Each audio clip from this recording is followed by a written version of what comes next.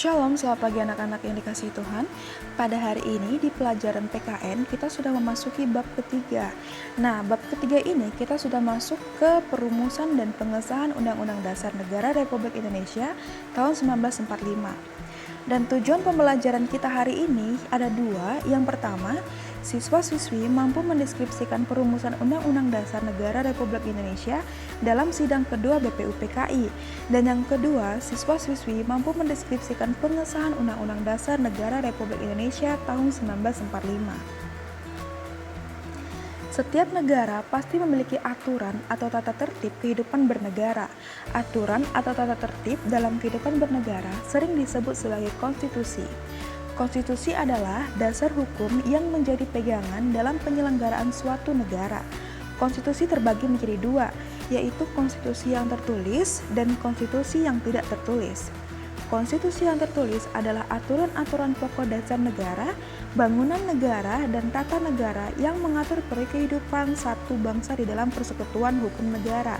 Sedangkan konstitusi tidak tertulis disebut juga konvensi, yaitu kebiasaan ketatanegaraan yang sering timbul dalam sebuah negara. Konvensi dalam ketatanegaraan Indonesia antara lain pengambilan keputusan di MPR berdasarkan musyawarah untuk mufakat, pidato presiden setiap tanggal 16 Agustus 1945 di depan sidang paripurna DPR dan sebelum MPR bersidang. Proses awal perumusan Undang-Undang Dasar 1945 ditandai dengan dibentuknya Badan Penyelidik Usaha-Usaha Persiapan Kemerdekaan Indonesia atau yang sering kita sebut BPUPKI. BPUPKI dibentuk pada tanggal 1 Maret 1945. Undang-Undang Dasar 1945 disusun oleh para pendiri negara melalui sidang BPUPKI.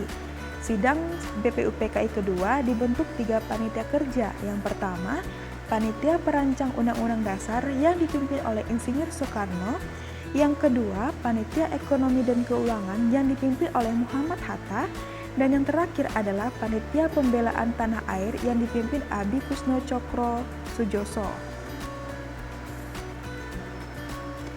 Pada 14 Juli 1945, BPUPKI melanjutkan rapat untuk menerima laporan hasil kerja dari Panitia Perancang Undang-Undang Dasar. Insinyur Soekarno selaku ketua panitia melaporkan rancangan hukum dasar yang berisi 3 poin. Yang pertama, rancangan pernyataan Indonesia Merdeka. Yang kedua, rancangan pembukaan Undang-Undang Dasar. Dan yang ketiga, rancangan batang tubuh Undang-Undang Dasar yang terdiri atas 42 pasal. Ada 5 pasal masuk tentang aturan peralihan dengan keadaan perang, serta 1 pasal yang mengenai aturan tambahan.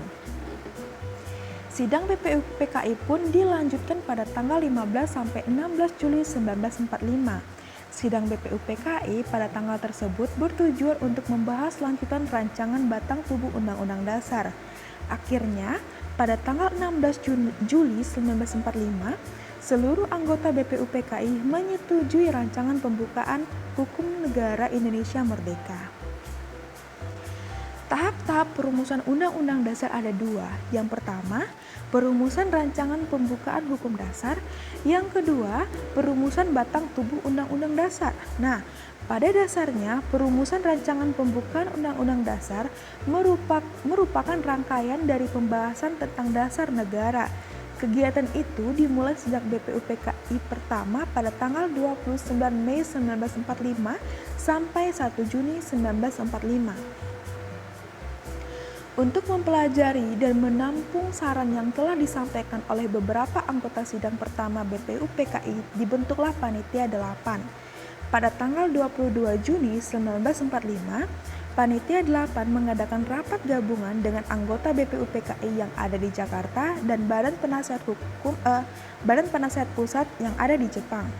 Dalam rapat tersebut diputuskan panitia kecil yang berjumlah 9 orang atau yang disebut Panitia 9.